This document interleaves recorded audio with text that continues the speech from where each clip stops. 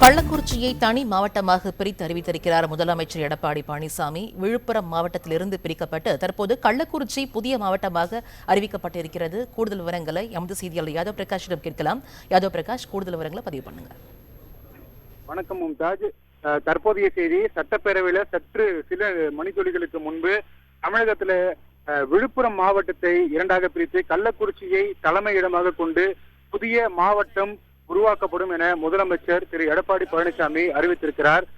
விழுப்புரம் மாவட்ட மக்களுடைய ஒரு நீண்ட நாள் கோரிக்கையானது இந்த அறிவிப்பின் மூலம் அமலுக்கு வந்திருக்கிறது என்றுதான் நாம் சொல்ல வேண்டும். தமிழகத்தில் இருக்கக்கூடிய மாவட்டங்கள்ல அதிக ஊராட்சி ஒன்றியங்களை கொண்ட விழுப்புரம் மாவட்டத்தை கள்ளக்குறிச்சியை தலைமையிடமாக கொண்டு புதிய மாவட்டம் அமைக்க வேண்டும் என கடந்த பல வருடங்களாகவே இந்த கோரிக்கையானது வைக்கப்பட்டு வருகிறது.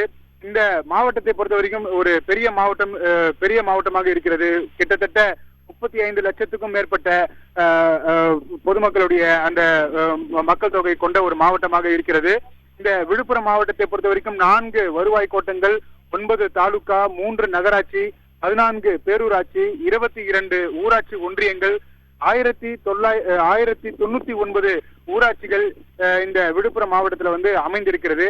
எனவே நிர்வாக காரணங்களுக்காக விழுப்புரம் மாவட்டத்துல இருக்கக்கூடிய கலெக்டர் அலுவலகங்களுக்கு வருவதற்கு மாவட்டத்தில இருந்து பல்வேறு கிராமங்களில் இருந்து விழுப்புரம் நகரத்துக்கு வருவதற்கு சிரமமாக இருக்கிறது என்ற ஒரு காரணம் காட்டி கள்ளக்குறிச்சியை தலைமையிடமாக கொண்டு கள்ளக்குறிச்சியை தலைமையிடமாக கொண்டு மாவட்டத்தை உருவாக்க வேண்டும் என அந்த கோரிக்கையானது வைக்கப்பட்டு வந்தது. பல்வேறு அமைப்புகள் சார்பாகவும் அங்க இருக்கக்கூடிய சங்கங்கள் சார்பாகவும் வைக்கப்பட்டு வந்தன. குறிப்பாக கள்ளக்குறிச்சி சட்டமன்ற தனித்தொகையினுடைய சட்டமன்ற உறுப்பினர் பிரபு கூட இதே ஒரு கோரிக்கையை வைத்து இந்த கோரிக்கையை நிறைவேற்றாத காரணத்தினால அரசுக்கு தான் அளித்து வந்த அந்த ஆதரவை பிரித்து டிடிவி தினகரன் அவருடைய அணிக்கு சென்றார். இந்த அறிவிப்பை பொறுத்த வரைக்கும் ஏற்கனவே கடந்த 2016 சட்டமன்ற தேர்தல்ல அந்த தேர்தல் அறிவிப்புல மறைந்த முதலமைச்சர் ஜெயலலிதா இந்த ஒரு தேர்தல் அறிவிப்புல இந்த அறிவிப்பை கொடுத்திருந்தார். இந்த விழுப்புரம் மாவட்டத்தை இரண்டாக பிரித்து கள்ளக்குறிச்சி மாவட்டத்தை மாவட்ட தலைநகராக கொண்டு ஒரு புதிய மாவட்டம் உருவாக்கப்படும் என்ற அந்த தேர்தல் அறிவிப்பை கொடுத்திருந்தார்.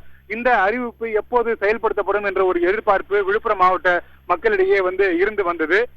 அது தொடர்பாக கோரிக்கையும் கடந்த சட்டமன்ற கூட்டத்தொடர்கள்ல கள்ளக்குறிச்சி சட்டமன்ற உறுப்பினர் என்ற அடிப்படையில திரு பிரபு அவரும் முன்வைத்திருந்தார். ஆனால் அந்த கோரிக்கை செயல்படுத்த முடியாத ஒரு நிலை இருந்தது.